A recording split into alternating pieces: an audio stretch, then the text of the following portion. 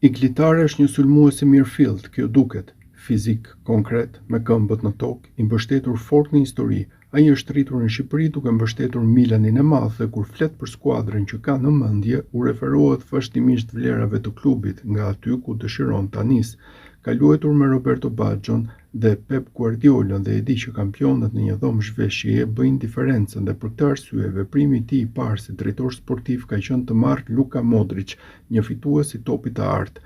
Tare flet me gazetarët në paraqitjen e tij të parë informale si drejtues i Milanit dhe tregon se ndjen përgjegjësinë e të qenit pjesë e këtij klubi.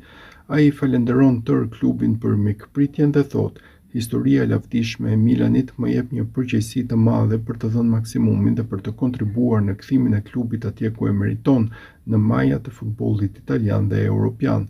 Milanin që ka në mendje mund ta kuptosh mes rreshtave një Milan me Menja në portë dhe një mbrojtje pothuajse të re, pa Theo Hernandez, një mesfushër i ndërtuar me cilësi që kombinon pasimin dhe intensitetin.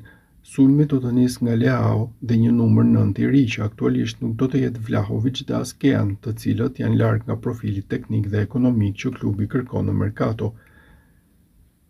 Modric. Kam folur me të personalisht, pash një djalë me shumë dëshirë për të qenë konkurrues, ardhja e tij është thelbësore për një grup që ka nevojë për lojtarë të tillë me leadership. Pyetja e parë që Luka më bëri ishte: a do të jemi një skuadër e ndërtuar për të fituar kampionatin? Ka fituar 6 Champions League dhe dëshiron të jetë protagonist menjëherë. Është i rëndësishëm për atë që transmeton, mentalitet, leadership dhe profesionalizëm. Fakti që është tifoz i Milanit e bën këtë histori dhe më emocionuese. Për të do të ishte perfekt një sezon si protagonist, sepse në fund të sezonit është dhe kampionati botror. Merkato.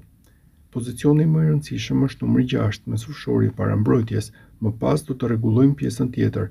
Mesfusha është repart që do të ndryshojë më shumë, duam të rrisim cilësinë e lojës, do ndërhyjmë te mbrojtësi majt dhe i djathtë. Ata duhet të jenë të rinj, të përshtatshëm për sistemin e lojës, me perspektivë.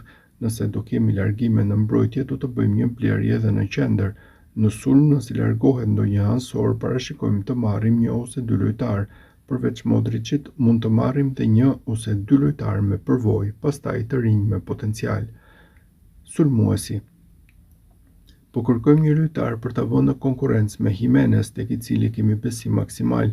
Duhet të jetë një qendër sulmuesi mirëfillt që bën diferencën në zonë dhe ndihmon skuadrën të ngjitet përpara. Kjo na ka munguar pas largimit të Giroud. Po kërkojmë në Itali dhe jashtë saj, ekzistojnë mundësitë e tregut dhe nëse bindem se është e duhura, do të shfrytëzoj. Kamarda, kemi marrë vendimin ta huazojmë dhe kemi mbyllur marrëveshjen me Lecën. Shtyllat e skuadrës.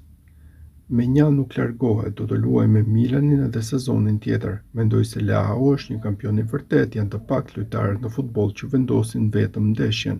Rafa është thelbësor për skuadrën dhe projektin.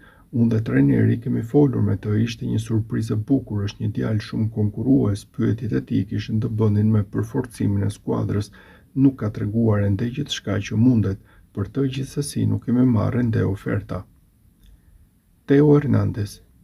Cilësitë e Theos nuk vijnë në diskutim, vlerësimet varen dhe nga dëshira e tij për të kërkuar një eksperiencë të re, shitja nuk është ende e përfunduar, po punojmë. Loftus-Cheek. Si ta zëvendësojmë Reindersin? Milan i ka Loftus-Cheek, një nga mesfushorët më të kompletuar në Europë, mund të jetë kyç për sezonin. Për cilësinë e tij nuk diskutohet, por duhet të jemi të kujdesshëm sa u përket dëmtimeve. Musa. E konsiderojnë Musa një lojtar shumë të mirë, por po kërkojnë futbollist me karakteristika që i përshtaten projektit me Allegrin, po kërkojmë mesfushor defensiv për një mesfush me 3 dhe Musa nuk i ka këto cilësi, ai mund të luajë në formacion me 2 ose si mesfushor qendror. Milani që ëndërron. Nuk duhet të fshihemi, është e rëndësishme të jemi konkurrues që në fillim. Fillimisht duam të luajmë me mesfush me 3, por që mund të transformohet gjatë ndeshjes.